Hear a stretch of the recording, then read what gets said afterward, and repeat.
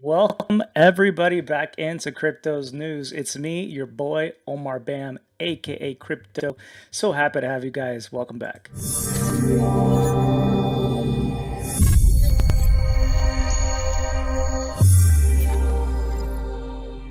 Yeah, we're back for another update here on what's going on in cryptocurrency and happy to see you guys. It's been finally an awakening of price movements. What's up, Renee? Thanks so much for joining me here, man. So it's been another awakening finally. It's been low volatility and now it looks like Bitcoin and cryptocurrencies broke to the downside actually instead of reversing to the upside. But I think this is just perhaps part of the range that we've been in for a longer period of time if you were to zoom out. This was driven by the Federal Reserve announcing that they might have to be more aggressive with interest rate hikes because of continued inflation concerns. This is because of issues, for example, with China's Evergrande, and I covered that quite a bit. I think last year, no, probably the year before last, how they were beginning to go under. And finally, their bankruptcy could have all sorts of implications for the Chinese market and eventually abroad. That bankruptcy was even filed in the United States. So that kind of tells you how it could be affecting the United States and so on. And this impacted all sorts of markets, so not just cryptocurrencies. But here we are, friends. Let's go ahead and dive into things. Just wanted to go over some of the main talking points that I've seen. Really, it hasn't been a crazy amount of news that I think is more groundbreaking just yet. I think most people are anticipating is the announcement perhaps of approval for these Bitcoin ETFs. That's the big talk about BlackRock's big Bitcoin ETF. Some are really trying to pay attention to the next 2 weeks because this is the first time the SEC has the opportunity to approve this Bitcoin ETF that could drive substantial capital into this market with this new product. But more than likely, it's going to be delayed. It's about 240 days that the SEC has in total before they have to outright deny or approve one of these ETFs. So more than likely, they'll do what they've always done with these ETFs, which is just delay them, postpone judgment till a later period requiring more time. So I'm not personally expecting the next 2 weeks to be some sort of crazy driver of price movements, but more than likely that will be coming more to a head in the beginning of next year. We're already pretty much reaching the last part of this year. So, and time flies, right? So it's not too far away. So we'll stay tuned to that. We'll stay tuned to the Bitcoin halvening. I think that's really where you're going to want to be paying attention. And it's dangerous to try to trade around some of these recent market movements, I think. Although I did hear a story about how someone had used GMX and made $1 million. Although I have to wonder what his original buy-in was. But he made like $1 million basically shorting right before we got this recent dip.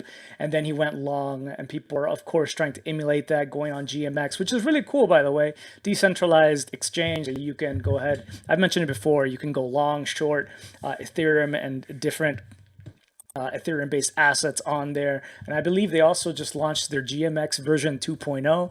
Although I heard that was it was perhaps overly hyped and it didn't come with as many features as people had hoped. But anyway, this individual, yeah, made bank trying to do that. But pretty much that's just gambling, right? That's just throwing a chip and hoping for the best. So I'd be very, very careful trying to trade that kind of way. But anyway, just some thoughts there to lead us into where we're at right now, at least when it comes to the prices in this news cycle. Let's start by taking a look at that. So let me refresh here. We have Bitcoin, however, bouncing back.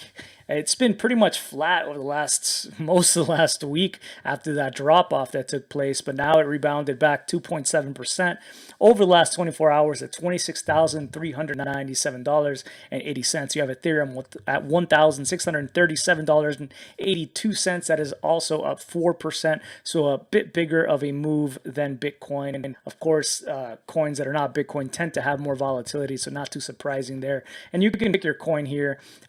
People just get so surprised why the market moves together all the time. And if you've been in crypto, this should not be too much of a surprise, considering how, especially even nowadays, bigger whales tend to have allocations across multiple positions. So when they're having crunch issues with their capital, they tend to sell across their allocations in percentages for whatever they're holding. So things just move up and down pretty much at the same time. And there are many other reasons. This has been going on since the beginning of crypto, why this happens. But Yeah, that's why I continue to say it's just better to stick with the blue chip cryptos at the top. They at least will survive and tend to come back up after a period where they go down. We have Bitcoin dominance at 46.5%, Ethereum at 18.2%. Fear and greed index, I'm not going to pull it up right now, but it's at one of the higher fear levels. Maybe not today because of this bump up, but there was a lot of fear this past week because of this dip that maybe this is it. Maybe Bitcoin is finally dead. Right? It's just going to continue, and Peter Schiff will have been right, and it's just going to continue to die. Quite unlikely. And we'll cover that more, of course, as we go on with the video. But yeah, I've been sharing videos, of course, on the Cryptos News subreddit. Check out the Cryptos News subreddit if you want to see some of the stuff that I'm tracking. I'm sharing it there. Thanks for those of you guys who do upvote some news articles there. This was interesting. This was a story that I had not heard of at all. This was posted 3 days ago on the cryptocurrency subreddit. It was about a project called Glow, which was on the Binance blockchain. It's a BSC shitcoin, they're calling it. Apparently, the CEO of this shitcoin, as he's calling it, Glow. I'm not too familiar with this coin at all, I'll admit. I'm not any familiar until I actually read this post. But he sold his house because he thought he was going to get listed on Crypto.com. He paid like $75,000 to get his token listed on there. And it turns out that he was talking to scammers the whole time. And he is now suing Crypto.com in South Florida because of how he got scammed. I don't know, a little bit weird there, but the plot is a little bit thicker. Some of the reasons that you could have seen, he should have noticed that he was talking to scammers. Red flag here is that you can see here that that the emails coming into him from Crypto.com and their team came in as spam, and that the listing catalog referenced MEXC exchange, so not Crypto.com exchange. But this is him talking to the scammers who convinced him that it was fine. He was going to be talking to the listing agent, and that they can confirm that he was in fact talking to the legit Crypto.com team. Was not the case. There it is. He's Glow Token LLC suing Forest DAX, so basically Crypto.com here, because of this. Quite interesting. I do feel bad for this individual. You can see here some more information, a letter in reference to this lawsuit. Back in February 2023, I applied for a Crypto.com listing. During this process, I conducted my due diligence and directly verified every step with Crypto.com, or so he thought. This included checking the listing link on their website, reviewing all received emails, confirming all the contact information I was provided, accessing the communication platform required by the listing agent, examining the actual listing contract, and all the details were verified by multiple representatives of Crypto.com. Crypto.com, of course, denied all of this. They said that he had fallen victim to a scam. He suggested they review the chat logs for information. Crypto.com apparently removed all of his access to the chat logs, citing investigation purposes, and subsequently sent a cease and desist letter. So anyway, in order to cover court costs and work towards resolution, he had to sell his cherished home. The decision was not easy. He wrote, the person suing here, as my home held great personal value. However, it was necessary to ensure that everyone affected by this this situation is made whole again. So rather a tragic information. I think one of greed, of course. This is Brian Lawrence, the CEO of Glow Token. A lot of people you can see who feel pretty bad for this individual. I have to say I feel pretty bad. But the greed that I'm talking about here is, of course, you think that your token is going to get listed on some sort of major exchange, and that will, of course, make you quite rich and bring popularity to your token. So you tend to just overlook certain red flags because of, I don't know, the glitter in front of your eyes.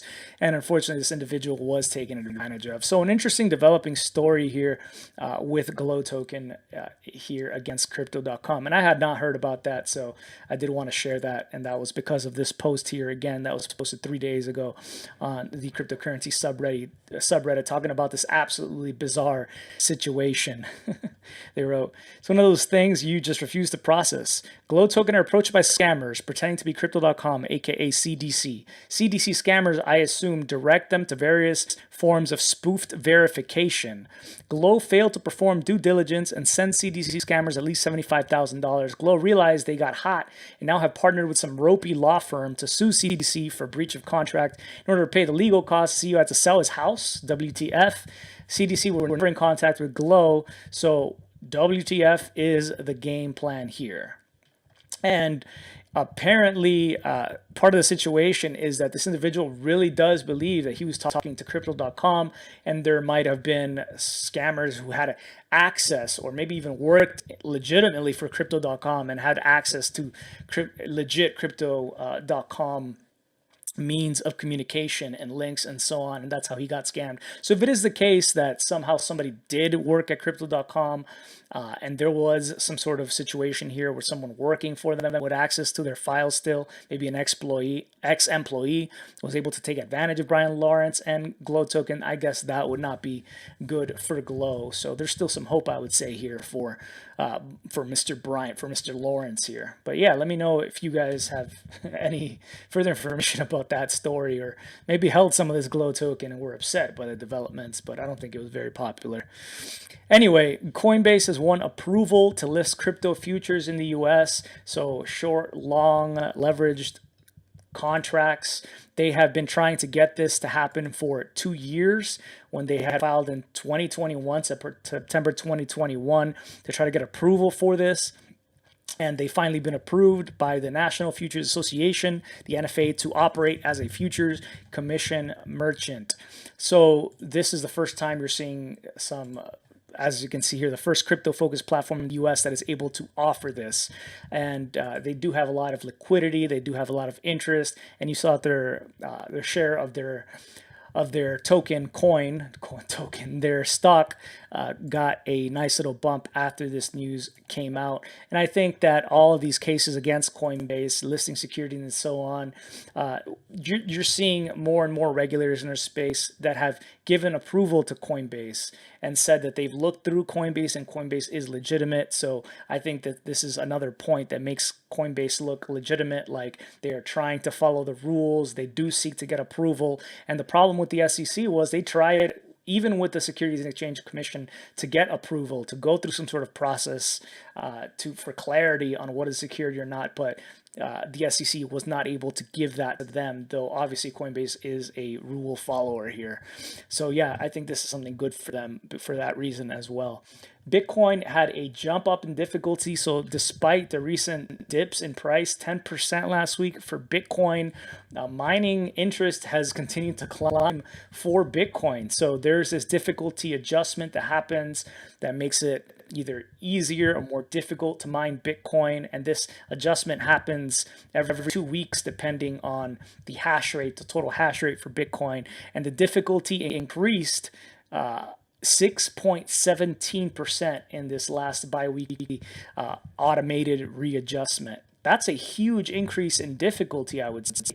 So even though the price is dropping and you would expect that miners would be dropping out because their profitability would be lowered because of price, they're still joining in here, which I think is really interesting to see. So there was this contributor to on-chain analytics platform CryptoQuant. The contributor's name is MacD, who had this to say: recently, the prices of BTC and ETH have fallen by 10%. However, the network security and reliability have increased. First, the BTC hash rate shows higher figures during the decline, which shows that miners are more active in Bitcoin mining. Second, the ETH staking rate shows that more ETH has been staked even though the price has fallen. So ETH continues to be staked just as well as Bitcoin continues to be mined. So you're seeing validation for these networks, and these networks actually get stronger despite the price movements that we're seeing. This means that investors have high confidence in the security and reliability of the Bitcoin and ETH networks. The fact that the price has fallen despite the increase in the intrinsic value of the two assets means that they undervalued, I guess you could say that. At least miners seem to think so, and it could be considered a time to actively accumulate assets. So you're seeing accumulation still happening here. I think a sign that many are anticipating bigger price movements here that will move them into profitability from these positions. So there was this story that I read today on Fortune Crypto talking about an ex-OpenSea manager convicted in the first ever NFT insider trading case. He was sentenced to 3 months, so he'll be spending 3 months behind bars. Nathaniel Chastain. So basically, he knew which NFTs would go up on the most popular NFT marketplace and be listed right at the front page of their website. And if something gets listed on the front page of the website, that's way more likely to drive appreciation in that collection's price. So him having access to that information and taking positions enabled him to make over $57,000 doing this by front running different opportunities. That seems quite low. But anyway, he has to forfeit 15.98 Ethereum tokens worth about $26,000, and he has to pay a $50,000 fine here. Apparently, he could have spent up to 20 years in this insider trading case. He tried to say, well, you know, NFTs aren't securities. They're not stocks. So how is this insider trading? But the judge is like, nah. It doesn't have to be those assets in order to be insider trading. Nice try, buddy. So yeah, it did not work out for him in this case, or the defendant and his lawyers or teams of lawyers on Twitter who were commenting on this case. But yeah, as long as 20 years in prison on each single count of that, and federal sentencing guidelines have called for 21 to 27 months for each of those counts, it looks like. So anyway, I think he got off with a slap on the wrist somewhat. They were trying to set an example with him. That was one thing that was cited here, that if we basically have to send a message that if you do this, it's wrong, and by sentencing him heavier, that would deter other criminals from doing similar things in the future. But yeah, just 3 months, so not too bad. So basically, like, go ahead, just insider trade, but don't get caught, guys. Like, who was it? That guy who worked at Coinbase as well. He got caught for a similar kind of scenario. You might remember that one. This was interesting. So this is a story that had come out in a book by someone who's a commentator on Bloomberg Business Week that had talked about some bad things that crypto creates, for example, leading to this Cambodia slave labor complex. That is where a lot of the different spam messages that are related to crypto come out of. So here's a bit of a more abridged version of that piece. A Bloomberg investigative reporter wrote a new book titled Number Go Up, Inside Crypto's Wild Rise and Staggering Fall. This week, Bloomberg published an excerpt that begins when the reporter received a flirtatious text message from a woman named Vicky Ho for a scam that's called pig butchering. Vicky's random text had found its way to pretty much exactly the wrong target. I'd been investigating the crypto bubble for more than a year. After a day, Vicky revealed her true love language, Bitcoin price data. She started sending me charts. She told me she'd figured out how to predict market fluctuations and make quick gains of 20% or more. The screenshots she shared showed that during 1 week alone, she'd made $18,600 on one trade, $4,320 on another, and $3,600 on a third. Whoa. For days, she went on chatting without asking for me to send any money. I was supposed to be the mark, but I had to work her to con me. Vicky sent me a link to download an app called ZBXS. It looked pretty much like other crypto exchange apps. New, safe, and stable trading market. The banner read at the top. Give them all your money. Then Vicky gave me some instructions. They involved buying one cryptocurrency using another crypto exchange app, then transferring the crypto to ZBXS's deposit address on the blockchain. A 42-character string of letters and numbers. People around the world really were losing huge sums of money to the con. A project finance lawyer in Boston with terminal cancer handed over $2.5 million. Ouch. A divorced mother of 3 in St. Louis was defrauded of $5 million. Damn. It's like people who are vulnerable are people who, and especially lack, I think, a little bit of financial savvy and are not as familiar with how cryptocurrency works, are more likely to be scammed here, as you can see. And the victim I spoke to all told me that they'd been using Tether, the same coin Vicky suggested to me. Rich Sanders, the lead investigator at Cypherblade. I'm familiar with Rich Sanders, really cool guy. I've chatted with him a few times on Twitter. I definitely recommend a follow there, although he can be kind of a brazen figure. And Yeah, I think he can be kind of harsh, but he does call out some scams for sure, worth following. Rich Sanders, the lead investigator at Cypherblade, a crypto tracing firm, said that at least $10 billion had been lost to crypto romance scams. The huge sums involved weren't the most shocking part. I learned that whoever was posing as Vicky was likely a victim as well. This is where it gets juicy of human trafficking. Most pig butchering operations were orchestrated by Chinese gangsters based in Cambodia or Myanmar. They'd lure young people from across Southeast Asia to move abroad with the promise of well-paying jobs, customer service, or online gambling. Yeah, I'm cool with that, for sure. Well, however, it turns out that they'd be held captive and forced into a criminal racket. Thousands have been tricked this way. Entire office floors are filled with floor to floor of people sending spam messages around the clock under threat of torture or death. With the assistance of translators, I started video chatting with people who'd escaped. I'd heard that southwestern Cambodia's giant building complex, Chinatown alone, held as many as 6,000 captive workers like Vicky Ho. Two of the workers interviewed said they'd seen workers murdered, and another worker said Tether was used specifically because it's more safe. We are afraid people will track us. It's untraceable. The reporter's conclusion, it was hard to see how this slave complex could exist without cryptocurrency. Well, guess what? I think criminal racketeering has existed for a way longer period, and human trafficking than way longer than cryptocurrency has existed. People who are nefarious like that and don't think that other people are people will do this regardless of whether they're trying to get cryptocurrency or not, right? They're still going to be trying to get whatever local fiat currency. So I think that's a weird take on all of this. But it is, I think, an interesting take to see that many of the scammers that you might want to just get so mad at every time they send you a message might in fact be a slave in Cambodia or Myanmar who's being forced to do this. And there's probably a larger criminal enterprise or individual behind all of this who is benefiting off of this. So yeah, damn, because oftentimes we'll be like, damn, we thought that humans were all right, but then we got into crypto and there's just so many scammers out there.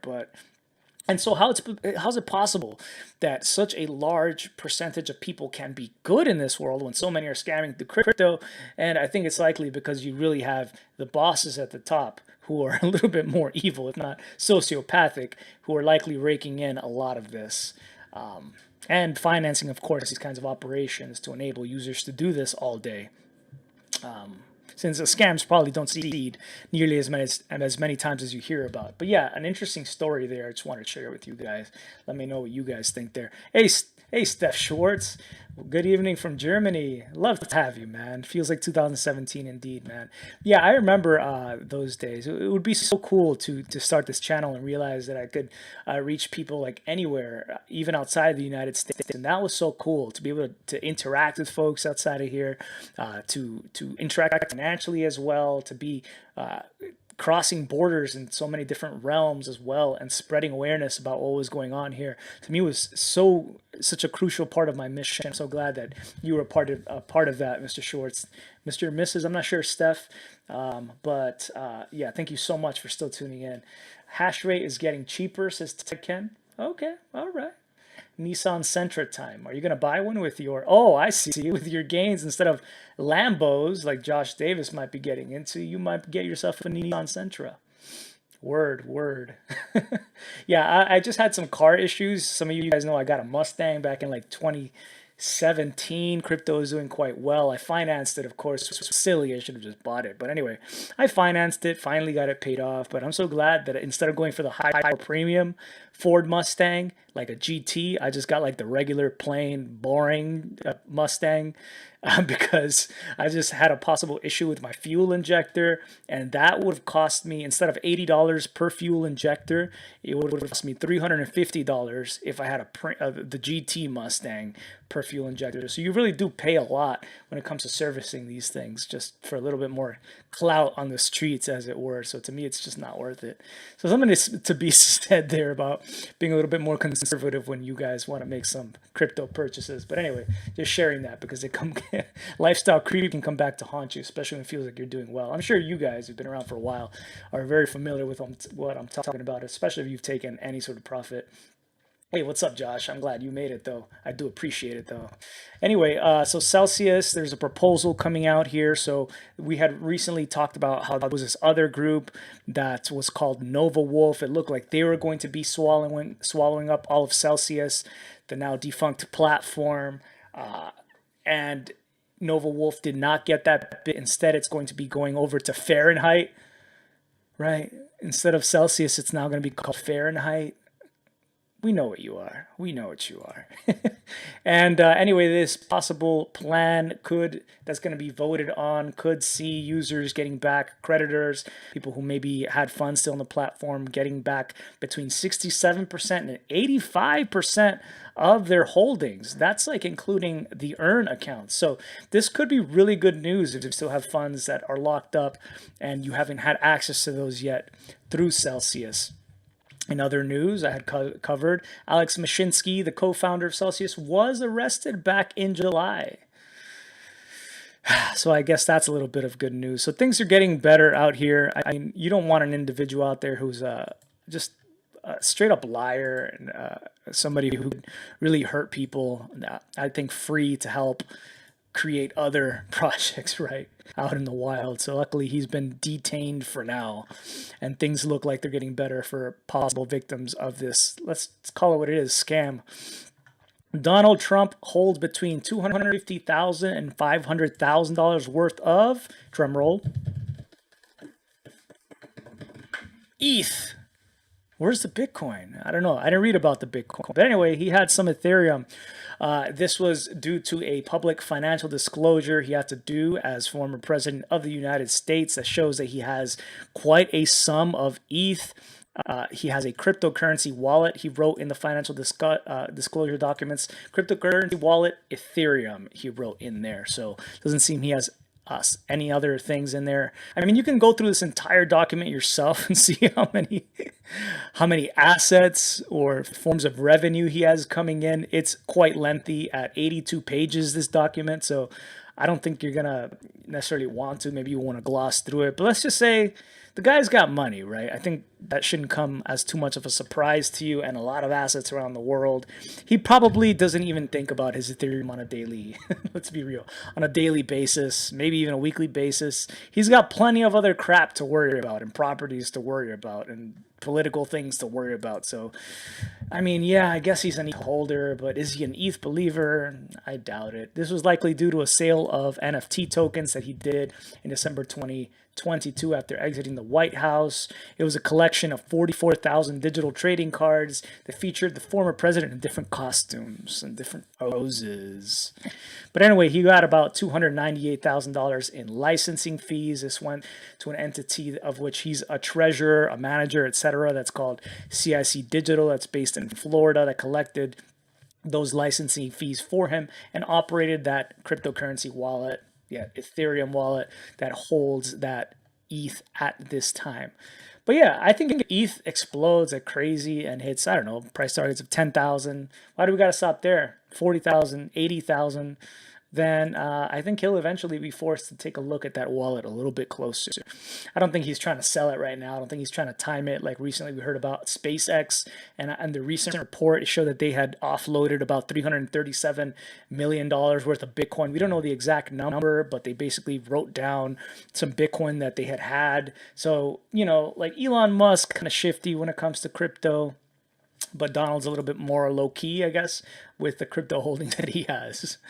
Anyway, speaking of NFTs, buyers of Bored Ape Yacht Club NFTs are upset, continuing lawsuits. So there have been so many lawsuits related to NFTs, and this being one of the more popular collections, or more valued collections, I guess let's call it, has been the target of multiple. You're seeing all sorts of different celebrities have been sued for promoting them, including Paris Hilton, Gwyneth Paltrow, Kevin Hart, Snoop Dogg, Serena Williams, Madonna, Jimmy Fallon, Steph Curry, and Justin Bieber. This one is in relation to Sotheby's, one of the more esteemed auction houses out there, who sold some of these NFTs in the craze of 2021. But this auction was rooted in deception, as said in the lawsuit filed in the Central District of California. turns out that Sotheby had representations that the undisclosed buyer, someone who had bought into this collection, was a traditional collector. And it turns out that might have been misleading.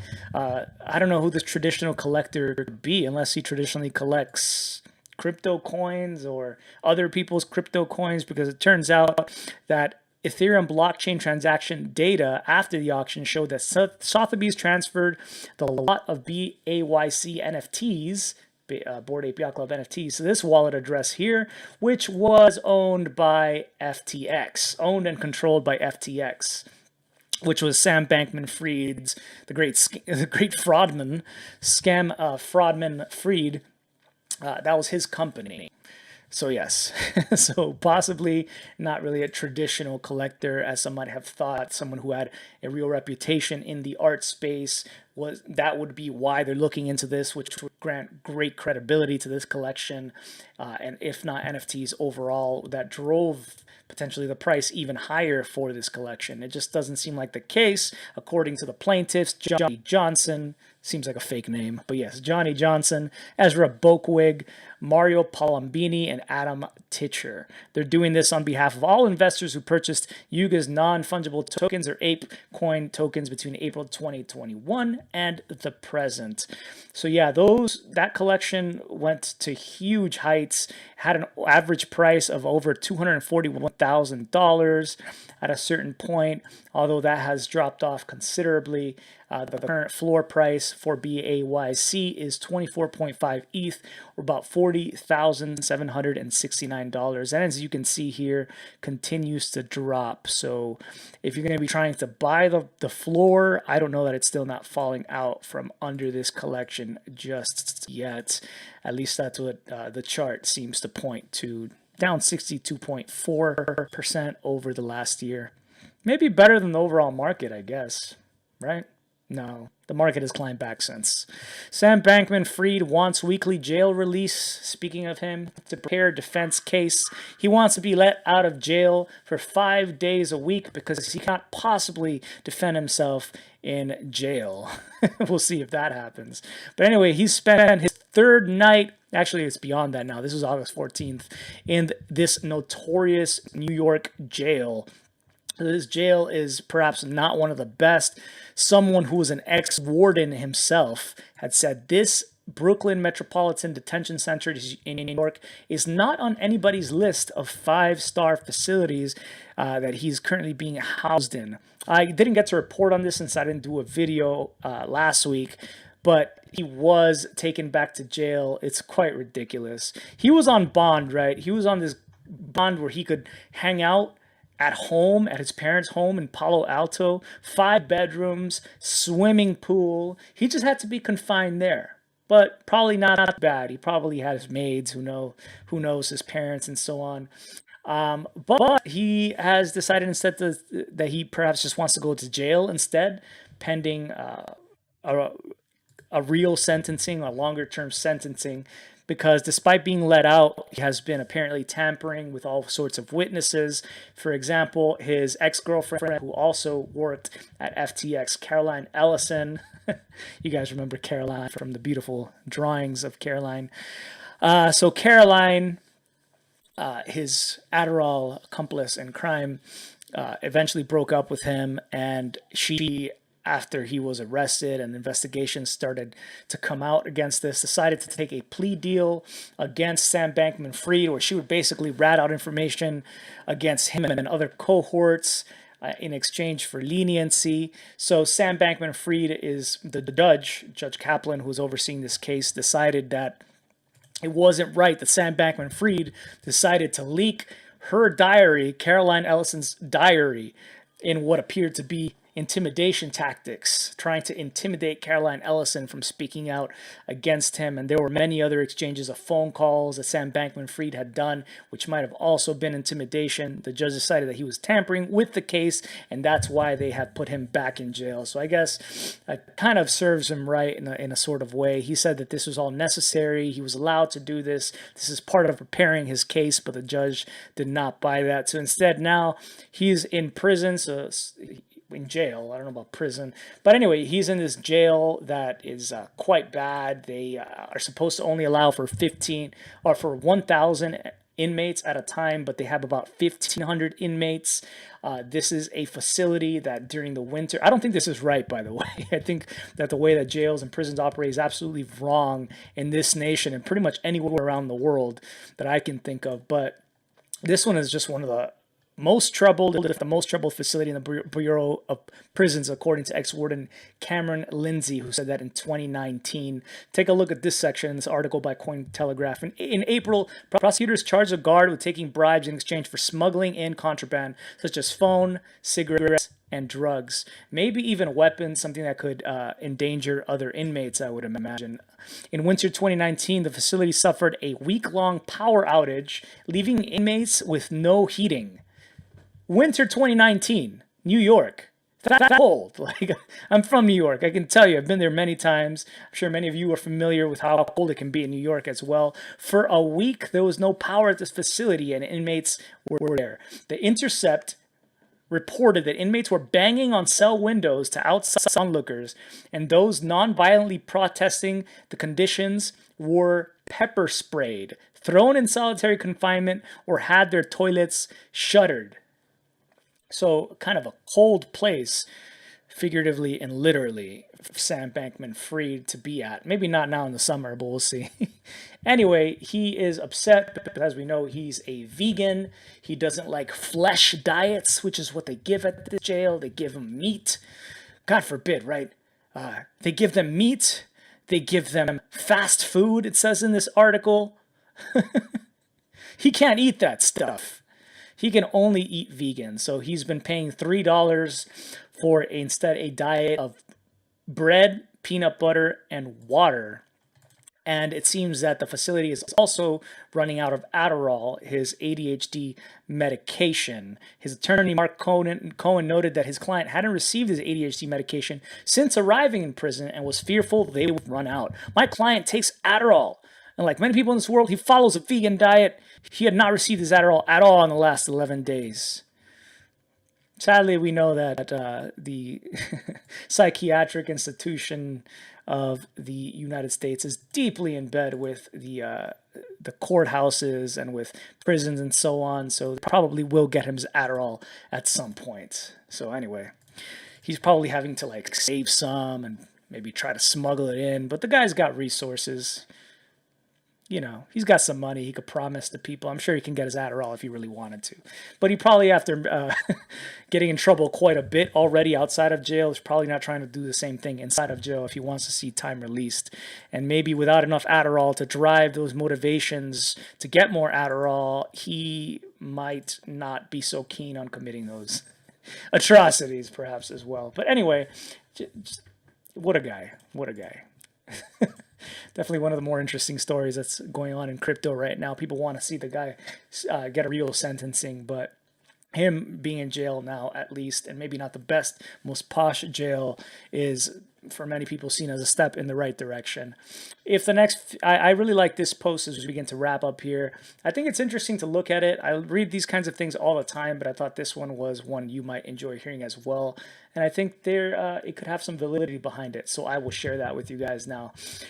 If the next 50 years are anything like the last 52 years, this is by Stay Frosty on the cryptocurrency subreddit 10 hours ago, the price of gold will be $80,000 per ounce. S&P 500 will be at $230,000. An average house price will be $9 to $10 million. And the total M2 money supply will be $640 trillion. Unfortunately, the average salary will only be $340,000. The average salary was $9,800 in 1970. 50 years ago-ish, and is $60,000 today. This is a 3.55% average annual increase in average salaries from 1970 to today.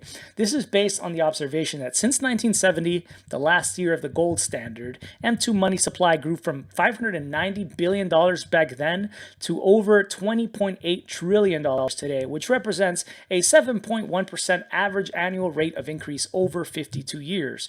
Gold stocks and average house price have seen comparable average rates of appreciation at 7.8%, 7.9%, and 6.4% respectively. In 1970, gold was $38 an ounce, S&P 500 was $83, and the average house price was $17,000. Compared to today, gold is at $1,900 an ounce, S&P 500 is at $4,400, and the average house price is $416,100. You might think that these numbers are impossible in 50 years, but that's exactly what your grandpa would have thought 52 years ago as well, yet here we are. Why are the next 50 years different? Because we have Bitcoin. Prior to Bitcoin, we only had gold, stocks, and real estate as a means of storing our value, and government bonds, which I discount. When Bitcoin's true value is realized, its market cap will be among gold's, stocks, and real estate's market cap. If Bitcoin's market cap was to approach and match the gold, stocks, real estate, or dollars market cap within 50 years, then it's conceivable that Bitcoin would be $20 to $60 million per coin. So if the average house price is $9 to $10 million, on the upper end of that estimate, Bitcoin is $60 million per coin in the next 50 years. You'll be able to buy yourself 10 houses with a 6 houses, with the Bitcoin, or more when considering the rest of the world may be using it. It could go up more than $60 million.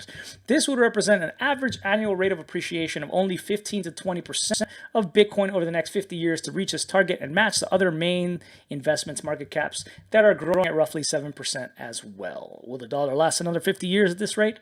So yes, he is assuming that Bitcoin is going to grow more than double the rate of these other assets. I think many of us in the space do agree. On average, over time, that is the case. So you see Bitcoin appreciate and other blue chip cryptos appreciate at a higher rate than just the average, like 7% that you normally see. So I think that is possible if you're averaging it out over a longer period of time. And so many of you guys who watch this show have been invested for longer periods. You're thinking longer term. You're not just trying to trade this market. So I think that is of value to you if you're thinking about handing down some sort of legacy, preserving your financial capital, and and passing that on as well. So anyway, we'll finish off with a quote of the day. As we always do here, Mario Sergio Cortella, he wrote, motivation is a door that opens inwards. Just struck with me a little bit today, so wanted to share that with you guys. And as we wrap up, I will play this fun little video that I found here. Everything is everything, it's titled. It's not on cryptocurrency. No, I'm not on the cryptocurrency subreddit. On a different subreddit this time. But yeah, just something pretty to look at while we get out of here. Anyway, I want to thank you guys so much for taking time out of your day on a short notice to show up here and support the show. Thank you for those of you who support the show in so many various ways. I don't have to name the many ways, but just sincere appreciation for that.